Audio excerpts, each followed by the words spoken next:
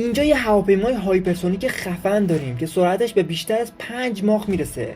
2 موتور توربو جت داره و یه موتور موشکی تایتن که میتونه باهاش تو فضا هم به مسیر خودش ادامه بده. میخوایم باهاش بریم قطب شمال و ببینیم با چه سرعتی میرسیم اونجا. بزن بریم تیکافشو بزنیم و باهاش پرواز کنیم. Let's go.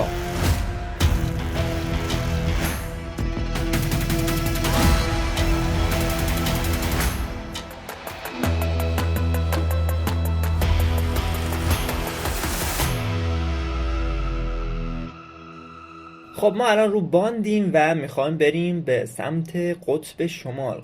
قبلش من یه سری اطلاعات فنی درباره این هواپیما بهتون بگم.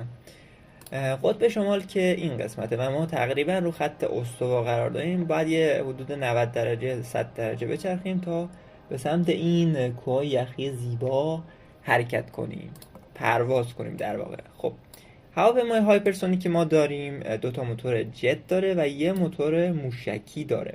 پس هم سوخت جت داریم و سوخت موشک هم داریم، یعنی 2 سوخت جدا از هم داریم. این موتور هم موتور تایتنه، یک موتور قدیمیه. حالا عکس موشکشو میذارم، گذاشتیم رو پشت این. و این هواپیما الان خیلی سنگینه. یک محفظه سوخت جت هم این پایین داریم که وقتی تمام شد جدا میکنیم که سبک بشه تا بتونیم ارتفاع زیاده بگیریم. این هواپیما خیلی سنگینه و احتمالاً تیکاف خیلی سختی رو خواهیم داشت. من الان موتورهای جت رو روشن کردم همینطور که میبینید و موتور موشکمون خاموشه. هواپیما در واقع هم هواپیماست هم موشکه. با موتور جت تیکاف میکنیم، یه ارتفاع مناسب رسیدیم، سوخت جتمون تموم شد، موتور موشک رو روشن میکنیم و ارتفاع خیلی زیادی میگیریم، حتی به لبه فضا یا اون بر فضا هم میرسیم. فقط این هشدار رو بدم که دما خیلی میره بالا، باید حواسمون باشه که اینو کنترل کنیم، سرعت و ارتفاع رو. حالا بهتون میگم که چه اتفاقی میفته و خواهید دید. خب بزن بریم تیک آف کنیم ببینیم چقدر موفق میشیم. خب تراتل من 100 میکنم و با تمام قدرت باید سرعت بگیریم که هنوز باند تموم نشده بتونیم پرواز درش بیاریم این غول سنگین و پر سرعت رو.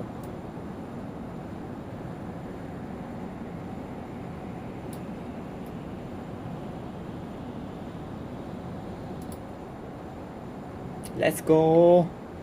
باند داره تموم میشه.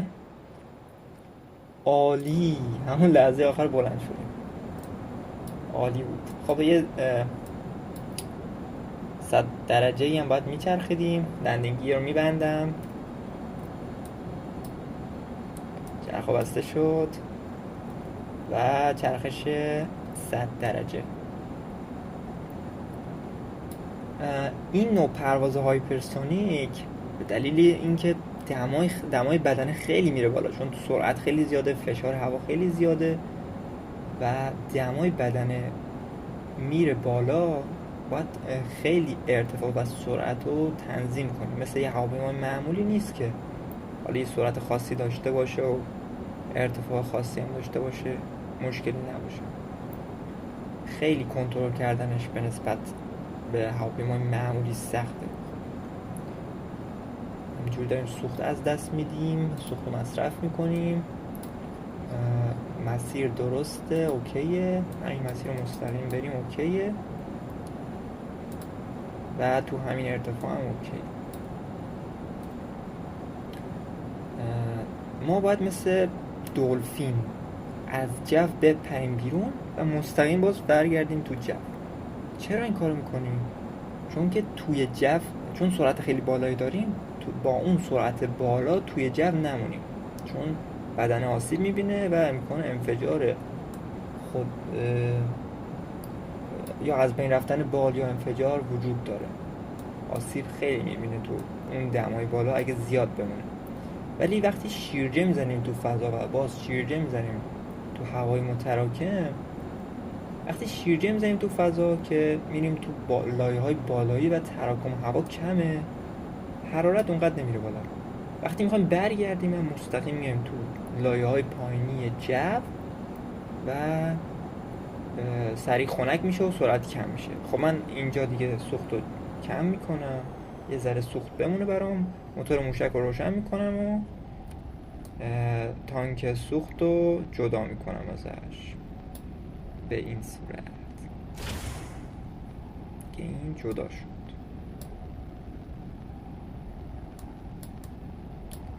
واسه منفجرش کنم. خیلی این کار دوست دارم. عالی. خب حالا مستقیم میریم سمت فضا. مستقیم میریم سمت فضا.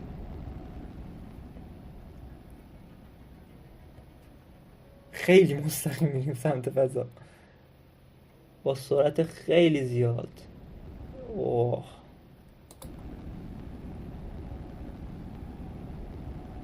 این زاویه خوبه.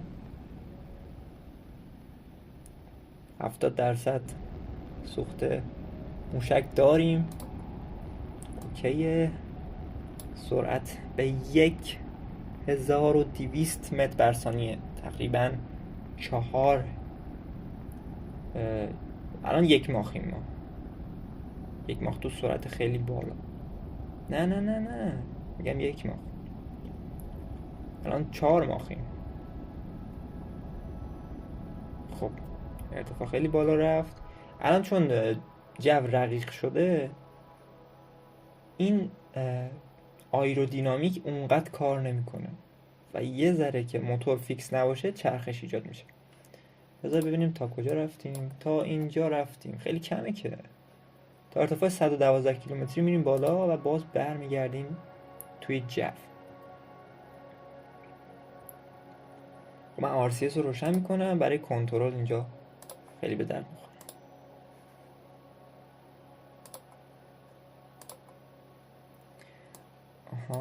RCS یک نوع سوخت نیست، یه نوع گاز سرده که با فشارش میشه فضاپیما رو کنترل کرد. حتما به این نیاز داریم که با زاویه مناسب وارد بشیم. با زاویه مناسب هم وارد نشدیم خودش زاویه مناسب میگیره. خب من سرعت کم ببرم بالا. خب الان لبه فضاییم. از فضا لذت ببرید دوستان.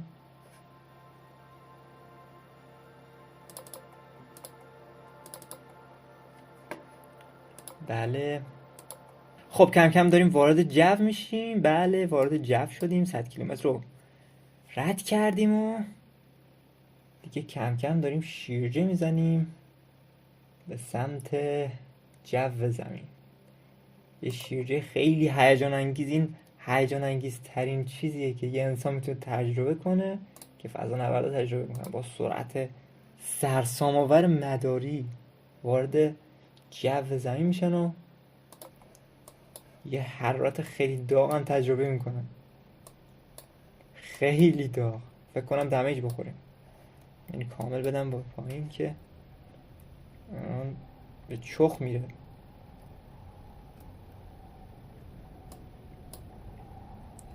خب امیدوارم که سریع سرعت بره پایین. آره سرعت اوکیه فعلا.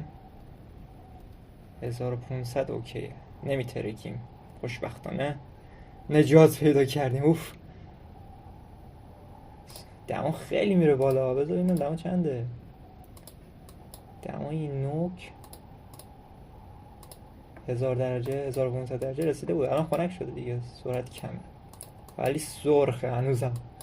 خب ما یه شیرجه زدیم. ما یه شیرجه دیگه هم باید بزنیم برسیم به قطب شمال دوستان. هنوز کار داریم. خب هنوز 50% 46% سوخت موشک رو داریم. بریم یه اوج دیگه بگیریم. خدا رحم کنه. Let's go. تراتل set.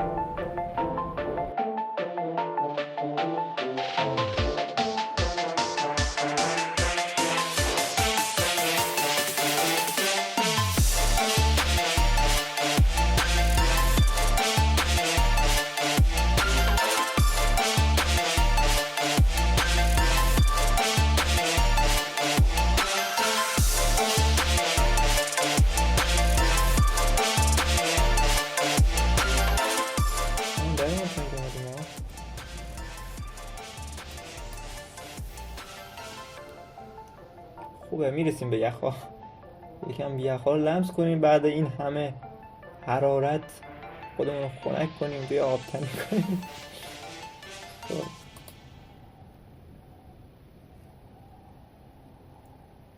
کجا فرود بیایم؟ اون قسمت فرود میایم. به به چه ویوی. 13% که 13% سوخت جت داریم.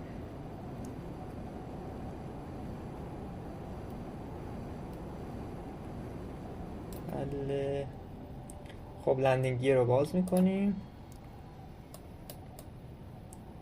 اوه چه حفره‌ای. بریم فرود بیایم. فرودش هم این سخته، اونقدر آسان نیست. یه جای صاف پیدا کنیم بچه‌ها. جای صافی وجود نداره اینجا، هیچ باندی هم وجود نداره متاسفانه، و ما باید روی یخها و کوها فرود بیایم.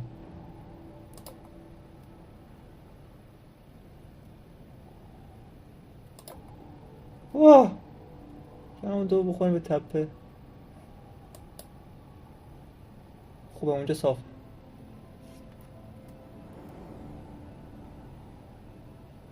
خوبه اینجا صاف. یه فرود نرمی خواهیم داشت به حول قوه الهی.